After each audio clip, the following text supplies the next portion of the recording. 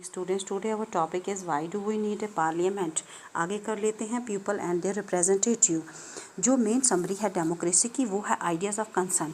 Concern का मतलब होता है रजामंदी लोगों की, और ये रजामंदी में जो काम करता है गवर्नमेंट काम करती है। क्योंकि पावर किसके हाथ में होती है? लोगों के हाथ में होती है, कि जो रिप्रेजेंटेटिव को इलेक्ट करते हैं और वही रिप्रेजेंटेटिव गवर्नमेंट बनाते हैं। और अगर लोगों को गवर्नमेंट का काम पसंद नहीं आया तो नेक्स्ट इलेक्शन में वो उनको रिमूव करके अदर गवर्नमेंट को ला सकते हैं।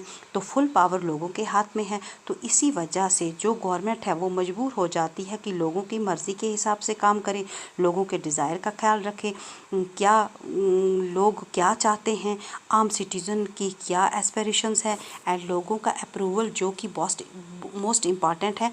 अब किस तरीके से जो आम शहरी हैं वो गवर्नमेंट को अप्रूवल देते हैं, एंड लोगों का पार्टिसिपेशन इलेक्शन में वोट डालकर या फिर इलेक्शन में एज ए कैंडिडेट खड़ा होकर। तो जो पावर है वो लोगों के हाथ में है।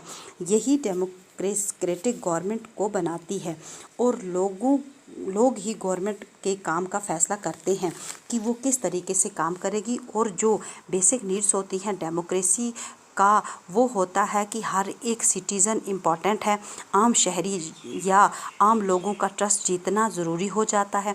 अब क्वेश्चन ये अराइज होता है कि इंडिविजुअल गवर्नमेंट को किस तरह अप्रूवल देता है। तो पहला अप्रूवल होता है इलेक्शन।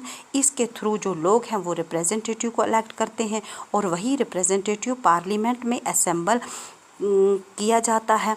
और फिर ये अलग अलग कॉन्स्टिट्यूंसी से आए हुए एक पार्लियामेंट में असेंबल होकर गवर्नमेंट फॉर्म करते हैं। यही रिप्रेजेंटेटिव पार्लियामेंट को कंट्रोल करते हैं, गाइड करते हैं गवर्नमेंट को कि वो किस हिसाब से काम करे। इसी चीज़ में कहा जा सकता है कि जो रिप्रेजेंटेटिव लोगों के ज़रिए चुने जाते हैं तो लोगों के हाथ में पावर होती है, इसलिए गवर्नमेंट को लोगों का ट्रस्ट जीतना ज़रूरी हो जाता है। लेते हैं रोल ऑफ द पार्लियामेंट। तो पार्लियामेंट बनी है आफ्टर 1947, मतलब इंडिपेंडेंस के बाद। पार्लियामेंट एक एक्सप्रेशन है लोगों के विश्वास प्रिंसिपल ऑफ डेमोक्रेसी में, कि जो पार्लियामेंट है वो रिप्रेजेंट करता है लोगों के विश्वास को।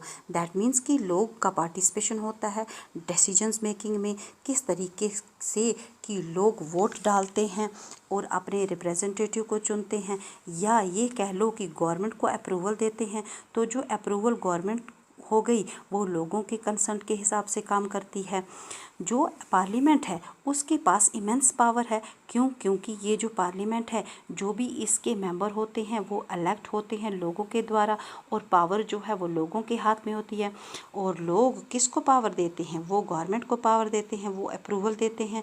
जो पार्लियामेंट में इलेक्शन होते हैं वो बिल्कुल उसी तरीके से होते हैं जिस तरीके से स्टेट लेजिस्लेचर में होते हैं। जो लोकसभा के जो मेंबर हैं उनके पास काम करने के लिए 5 साल होते हैं। 5 साल के बाद फिर से इलेक्शन होती है। जो कंट्री है वो अलग अलग कॉन्स्टिट्यूशन में बटी हुई होती है। ये कॉन्स्टिट्यूशन पॉपुलेशन के हिसाब से होती हैं। जहाँ पर ज़्यादा है वो बड़ी कॉन्स्टिट्यूशन हो गई, जहाँ पर कम पॉपुलेशन है वो छोटी कॉन्स्टिट्यूशन हो गई। तो हर एक कॉन्स्टिट्यूशन में एक एक मेंबर्स इलेक्ट होता है जो मेंबर ऑफ पार्लियामेंट बनेगा। अब जो कैंडिडेट्स हैं जो इलेक्शन में खड़े होते हैं वो अलग अलग पार्टी से बिलोंग करते हैं। देखिए, हर एक कॉन्स्टिट्यूंसी से जो लोकसभा के जो मेंबर होते हैं वो लोगों के ज़रिए चुने हुए होते हैं, लेकिन राज्यसभा के मेंबर लोगों के ज़रिए चुने हुए नहीं होते हैं। हर एक कॉन्स्टिट्यूंसी में एक एक मेंबर इलेक्ट होता है, और यही इलेक्टेड कैंडिडेट्स होते हैं, ये बनते हैं मेंबर ऑफ पार्लियामेंट या फिर एमपीज़। यही एमपी साथ मिलकर बनाते हैं पार्लियामेंट। और जो ये इलेक्शन होते हैं पार्लियामेंट के, जब ये एक बार हो जाते हैं तो पार्लियामेंट के कुछ फंक्शंस फॉलो करने पड़ते हैं। तो हमने अपनी लोकसभा के बारे में पढ़ा, और राज्यसभा के जो इलेक्शन होते हैं वो अलग तरीके से होते हैं। कर लेते हैं to select the national government. Parliament में 2 हाउसेस होते हैं, लोकसभा और राज्यसभा। अब लोकसभा के इलेक्शंस होने के बाद एक लिस्ट तैयार की जाती है, और उस लिस्ट को में दिखाया जाता है कि कितने मेंबर्स ऑफ पार्लियामेंट किस पॉलिटिकल पार्टी से बिलोंग करते हैं। क्योंकि एक पॉलिटिकल पार्टीज तो होती नहीं है, अलग अलग पॉलिटिकल पार्टीज होती हैं, तो मेंबर भी अलग अलग पॉलिटिकल पार्टी से बिलोंग करते हैं।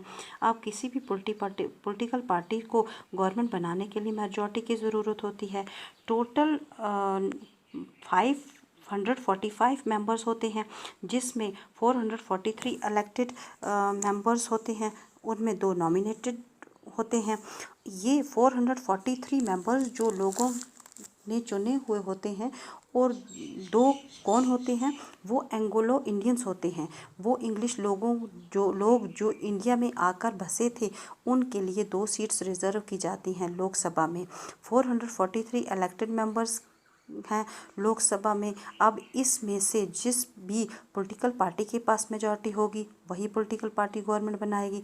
मेजॉरिटी के लिए 272 या इससे ज़्यादा मेंबर्स चाहिए।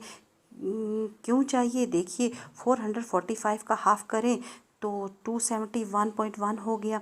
अब 271 को ज़्यादा हो गया 272, या 272 से ज़्यादा मेंबर्स पॉलिटिकल पार्टी के पास होंगे, तभी वो मेजॉरिटी में आएगी। तो मेजॉरिटी पार्टी के अलावा जो पार्टीज़ होती हैं वो अपोजिशन में होती हैं। तो अपोजिशन का काम क्या है, पार्लियामेंट में उनका काम होता है मेजॉरिटी पार्टी पर चेक रखना कि मेजॉरिटी पार्टी अच्छे से काम कर रही है या नहीं कर रही है, क्या वो लॉज ढंग से बना रही है, लोगों की एस्पिरेशन का ध्यान रख रही है। ये सब काम ओपोजिशन पार्टी का होता है। तो एक ये भी होती है कोलिशन पार्टी, जो गठबंधन में मेजॉरिटी में आती है, उसे कोलिशन पार्टी कहते हैं। तो मेजॉरिटी पार्टी के अलावा जो दूसरी बड़ी पार्टी होती है, उसे अपोजिशन पार्टी कहा जाता है। Thank you for watching this video.